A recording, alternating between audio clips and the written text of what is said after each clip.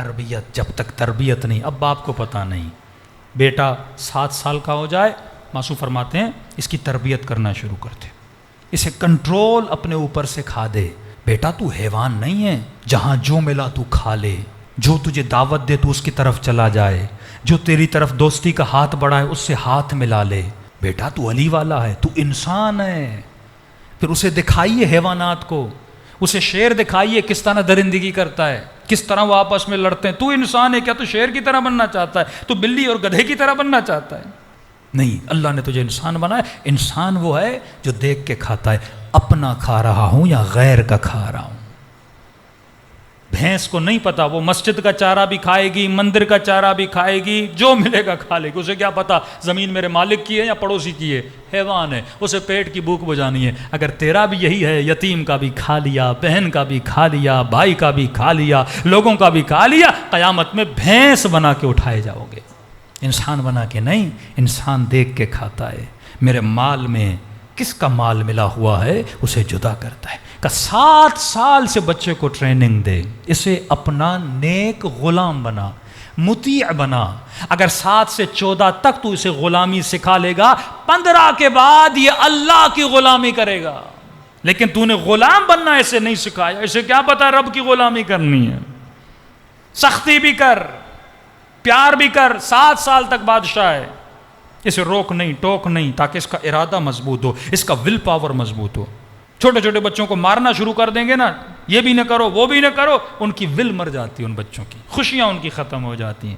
کہ 7 ایئرس تک یہ بادشاہ ہے، آفٹر 7 ایئرس یہ تیرا غلام ہے. یعنی کہ خود صبح نماز پڑھ رہا ہے، بیٹے کو نہیں اٹھا، نہیں چھوٹا ہے چلو صبح نہیں، دوپہر کی نماز پہ کھڑا کر دیا کر، رات کی نماز پہ کھڑ دیا کر. نہیں ابھی میرا بیٹا چھوٹا ہے، روزہ نہیں رکھواؤں گا. نہیں، بیٹی 9 سال کی ہو جائے، بولو بیٹی روزہ رکھنا ہے. 7 سال کے بعد اسے ٹریننگ دے. پورا دن روزہ نہیں رکھ سکتا بچہ، آدھا دن اسے روزہ رکھا، اور اسے فیل کرا کہ روزے رکھنے کی لذت کیا ہے. تہران میں ایک بچہ تھا، اس نے سنا کہ واقعاً روزے رکھنے سے روح مضبوط ہوتی ہے. بچہ اپنے ذہن سے سمجھا تو اس نے روزہ رکھا. تقریباً شام کے 4-5 ہوئے، اذان میں کوئی 3 گھنٹے باقی تھے. تو ہمارے استاد کہتے اس نے اپنے بابا کا، بابا مجھ سے برداشت نہیں ہو رہا، بہت پیاس لگی ہے، بہت بھوک لگی. تو اس نے کہا چلو ٹیچر کے پاس چلتے ہیں جس نے تجھے سکھایا تھا، اس سے پوچھتے ہیں. تو ہمارے استاد کہتے ہیں بچہ آیا میرے پاس اور کہنے لگا کہ استاد اب 8 سال کا بچہ مجھ سے برداشت نہیں ہو رہا نا، اب بہت پیاس لگی. اس نے دیکھو بیٹا پانی پینا ہے پی لو، میں تجھے روکتا نہیں، لیکن اگر ابھی پیو گے ساری جو محنت تو نے کی ہے نا ضائع ہو جائے گی. لیکن میں تجھے ایک گارنٹی دیتا ہوں. کہ کون سی؟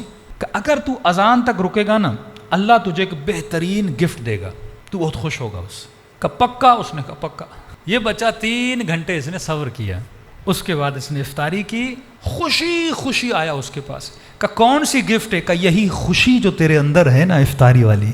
کیونکہ جب تو توڑ دیتا، پھر جب سارے افطاری کرتے، تو کہتا ہے کاش میں 3 گھنٹے رک جاتا. جب انسان کا ہدف پورا ہوتا ہے نا، پوری بھوک اور پیاس کو برداشت کر کے جب اذان آتی ہے نا، اب جب لقمہ منہ میں ڈالتا ہے نا، تو کہتا ہے کہ گویا میں کامیاب ہو گیا، میں نے ایک بہت بڑے پہاڑ کو کیا کر دیا، پار کر دیا. کہ اسے اتنی خوشی ملی، کہہ رہے واقعاً میں نے پورا کر دیا، دن کو پورا کر دیا. اپنے باپ کو کہا بابا اگلے دن پھر رکھوں گا.